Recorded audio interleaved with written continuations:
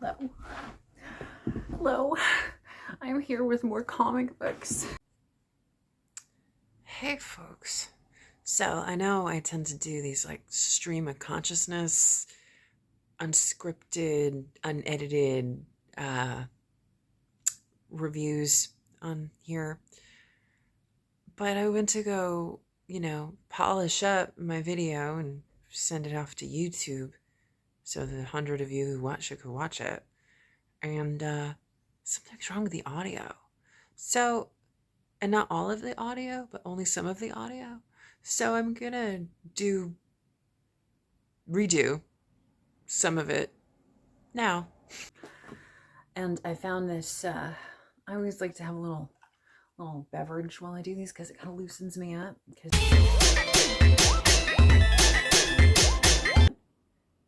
And you're gonna get two distinctly different versions of me. Yesterday was the afternoon up, happy, effervescent version of me. And this is the I'm still getting caffeinated and in my pajamas version of me.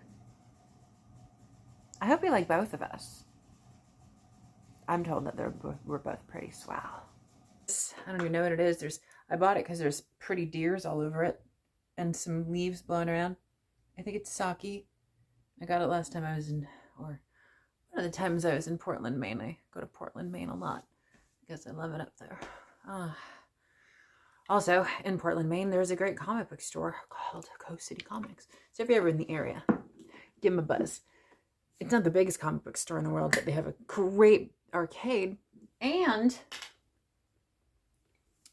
they press their own t-shirts. I have this great t-shirt. It's got Punky Brewster. She's doing this. You know that Punky Brewster picture where she's doing this? And it says punk as fuck. I always thought that was really fun. Anyway, I'm here to talk about some comic books like I have been doing lately because, there's no rhyme or reason here. I just do what I want. And hello, new people. If there are new people, I think there's new people. I think I saw a few new people come through. I'm not going to wait anymore to do like a monthly stack review. I'm just going to do a stack review as I read comic books. I just feel like that's easier. It's fresher in my mind. And I'm just going to do it when I can instead of being like, okay, I read all my comic books for the month. Let me do a stack review. But anyway, you're not here to learn about my process of doing these videos. I don't like that. Anyway, let's get started. I actually had some good experiences with my stack this month so far. There's probably another one waiting for me already at the comic shop, but this is what I got right now. So let's go. Got some spooky stuff in here. First of all, I'll get to the spooky stuff at the end. Fantastic Four. This is kind of funny. Fantastic Four number 47. Let me go over here. Fantastic Four number 47. I almost threw this in the trash. Because if anyone watches my review videos, you know that I am sick to death of crossovers. I don't really read a lot of Marvel comics because of that. But I have stayed subscribed to Fantastic Four for most of my life because this hair. Not because of this hair, but I'm just sick of that hair. There, thank you. Because I love the Fantastic Four, and I always have. And I was very relieved that they had lawnmowers. They didn't have lawnmowers, but they had gotten away from the whole reckoning war bullshit, only to do this to me, this Judgment Day thing, which is a new imprint-wide crossover again. And I just looked at it and I was like, what? Come here. This is Yoko. Hi, everybody. This is Yoko. Yoko doesn't really come around very much. Boof. I was very upset immediately upon seeing the cover of this issue because I'm like, are you kidding me? I just spent half a year with the crossover and I get one issue that I actually like of this comic book that I'm giving my money to every month. And I get this. However, they did something different. They told a story outside of the this crossover, which I still have no idea what it is. It's got a lot to do with the X-Men, I think. But this story was, it was completely, I can't say it was completely Sue's story, but it was good. I really liked it. It's just, ooh. Oh. So I would actually recommend this issue to somebody who hasn't read the Fantastic Four in a long time. They did that good of a job of keeping things where they should be. There's some good stuff with Johnny. There's some good stuff with Ben. But most of the issue focuses on Sue and all the wonderful things that she can do. So yeah, very happy with this. I hope the next issue is like this, even if it is the Judgment Day gobbledygook. Not interested in any of that. Sorry of those of you who are. Maybe you can tell me about it and convert me. I doubt it. Challenge? I don't know.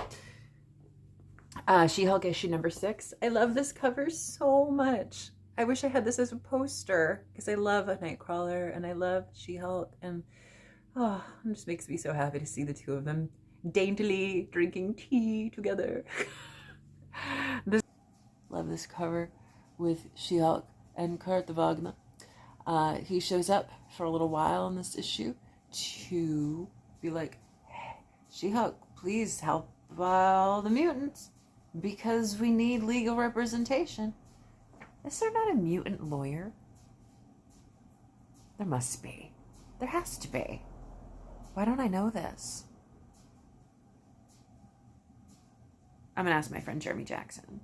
Yo, Jeremy, is there a mutant lawyer? Let me know.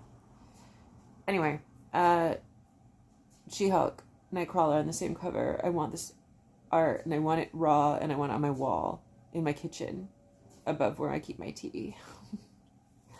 It's another great issue of She-Hulk. Very sit-downy and very talky, and a lot of the end of the issue takes place in She-Hulk's apartment, and she's talking to Jack. I don't want to spoil it for you, but I really liked the end. I like this series a lot. I don't think it's going to last because there's not a whole lot of boom, pam, pow, you know? A lot of people are going to be like, where's the boom, pow action? Wow. But I hope it does. She-Hulk traditionally doesn't stick around that long. But maybe the TV series did it do well? I don't know. I loved it. I'm one of the people who loved it. I don't know. You know, I don't really pay attention these days to like a lot of the garbage being thrown around about things that I like. It's a waste of time. I just consume the things that I like, you know? So, She-Hulk issue 6 wins my approval.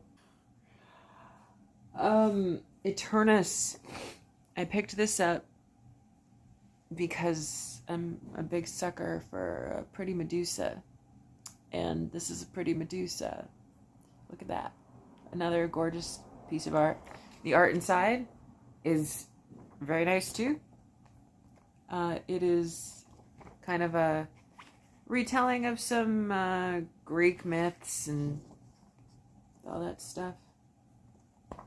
Material I am highly familiar with. So I probably won't pick another one of these up. Not because it's bad, just because I own Edith Hamilton's Mythology and read it obsessively when I was in high school.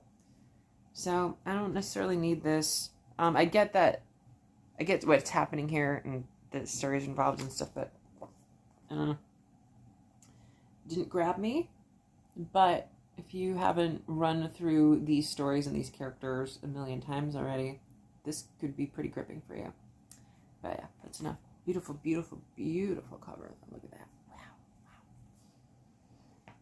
I just realized there's a lot of creators involved here. Whoop. So that's interesting. Yeah. Okay. What's next? I did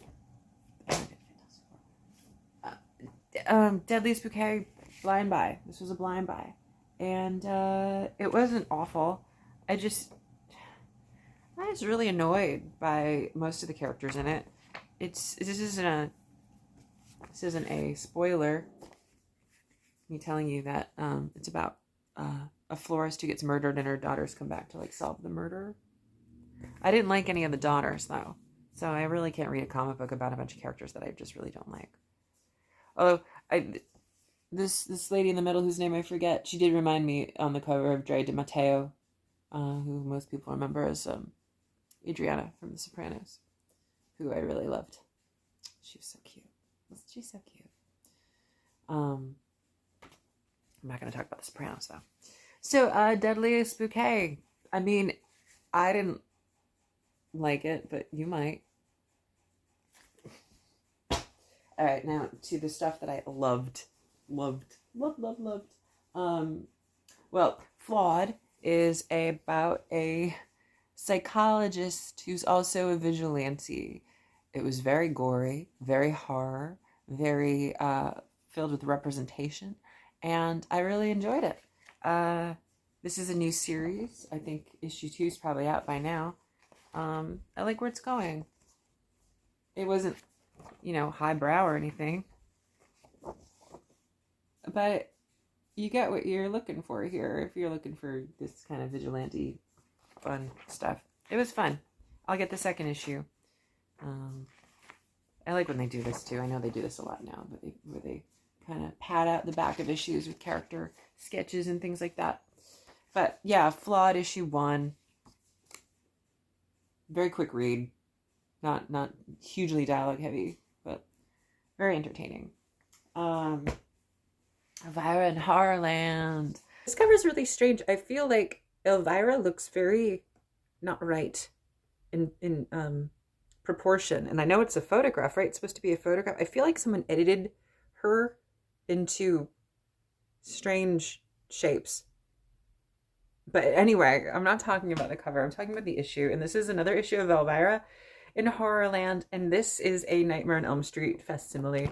And it was so delightful. She not only hangs out in Nightmare 1, she hangs out through all of them.